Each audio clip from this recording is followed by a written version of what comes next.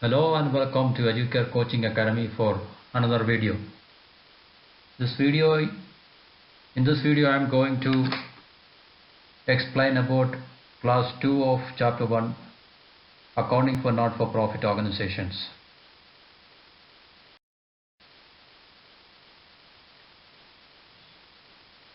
It follows the system of accounting, cash system of accounting.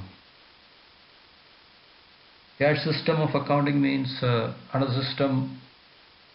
Cash book is the most important book it is maintaining, and in the cash book all the cash receipts and cash payments are recorded. Because we have already discussed one important point, that usually not-for-profit organizations deal in cash transactions only. There is no credit transactions.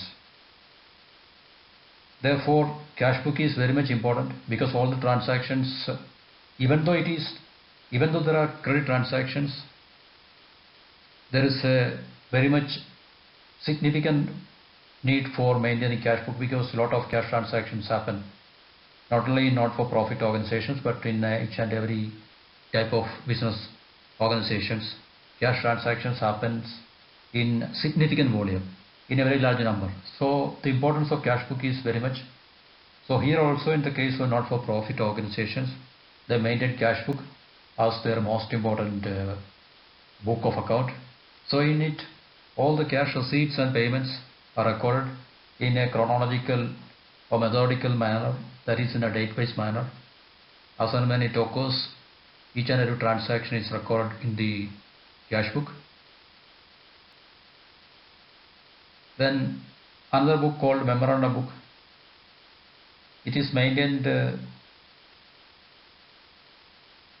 if there is any payment which is yet to be received from any person or institution. So such payments and the details of those persons and institutions are to be recorded. So in order to record such names and details, a memorandum book is maintained. And a stock register is also maintained. That stock register's purpose is to record the details of the purchase of assets, like here it is mentioned furniture, equipment, computer is also an asset. Other fixed assets, whatever fixed assets are purchased, and such details are recorded in the stock register. So cash book, memorandum book and stock register. So these three statements or books, different types of books according to various requirements, are maintained by a not-for-profit organization. Then let's look into the three important statements. So this is actually forming the part of the accounting process. So once the cash book is maintained, or once the cash book's role is over, we are coming to the next stage, that is the preparation of receipts and payments account, then the income and expenditure account, and the balance sheet. So in this video we are only discussing about receipts and payments account. Income and expenditure account and balance sheet will be discussed in the coming videos also.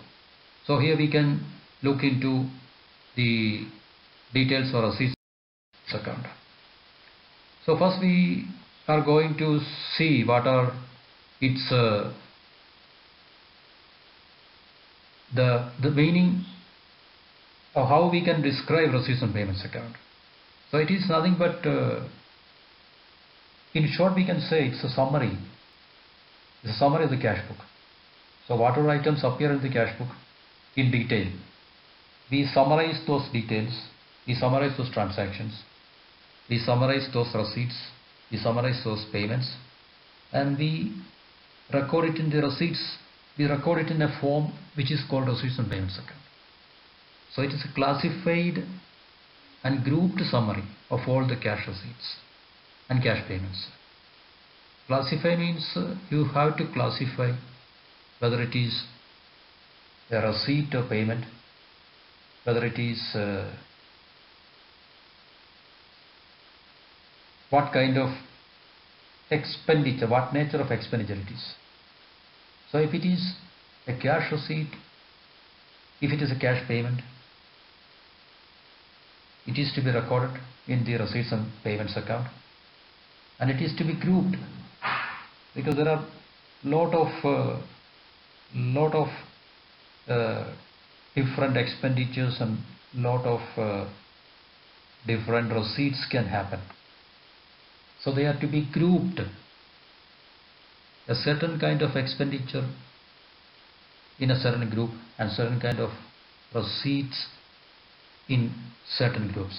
So those groupings are to be done. Once the classification is over, groupings are to be done. Then they are to be summarized and recorded in the receipts and payments account. And then it is prepared at the end of the accounting period.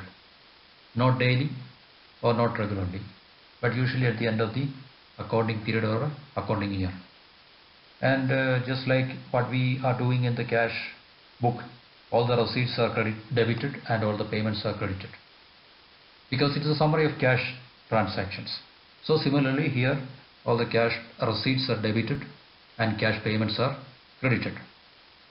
Then it is accounted at the end of the accounting period and a balance is arrived at. The final balance is called cash in hand if there is some surplus cash, and cash at bank if there is a surplus in the bank account or deposit account. And if it is not showing any surplus, it can happen that there is a bank overdraft. So that's a different concept altogether, so that we can discuss later on what is bank overdraft. But usually it happens that there is cash in hand or cash at bank. And again, one more important point to be noted is that while making the receipts and payments account, we make no distinction between capital items or revenue items. So what is capital item, what is revenue item? These two important topics will also be discussed in the coming videos. So there is no adjustment about outstanding or accrued amounts for the year. Only cash paid or received. What is happening right now in the form of cash. So that is only taken into account and recorded in the receipts and payments account. So these are the 7 most important features of receipts and payments account. Now let's go to the next slide. So here you can see the difference it has with the cash book, and these differences are mentioned on the basis of certain points like recording period, entity, balance. So the first one is that on the base of recording, we discussed that receipts and payments account is a summary of cash book. Cash book is a recording of all the cash receipts and payments. Period means receipts and payments accounts are prepared at the end of the accounting year. Cash book is prepared daily. Entity means receipts and payments accounts are prepared by especially non-making profit organizations, but almost all the business concerns prepare cash book. And balance is coming at the end of the accounting year or period, but here in the case of cash book, it is balanced on a daily basis. So this is all about I have to say in this video, and I am going to conclude this video. I am requesting you, all of you, to like this video and subscribe my channel, and also put your comments for better interactions and to help improve my presentations. Thank you and goodbye till the next video.